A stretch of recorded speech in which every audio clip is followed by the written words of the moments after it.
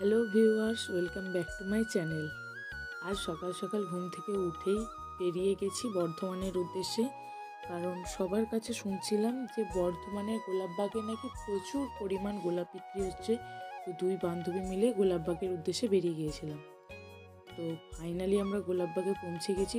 এটি হচ্ছে গোলাপবাগ মোড়, অর্থাৎ কেএসপি পার্কের পিছনে। কেএসপি পার্ক হচ্ছে কৃষ্ণ সাহেব পার্কের পিছনে। তো আমরা এখানেতে গিয়ে দেখতেই পেলাম যে প্রচুর পরিমাণ গোলাপ বিক্রি হচ্ছে। সব একটা একটা থোকা প্রাইস হচ্ছে 50 টাকা। সাথে রজনীগন্ধার স্টিকও ছিল। এত পরিমাণ গোলাপ দেখে আমি নিজেকে আর সামলাতে পারিনি, তো যার জন্য আমিও এক তোড়া গোলাপ নিয়ে নিয়েছিলাম।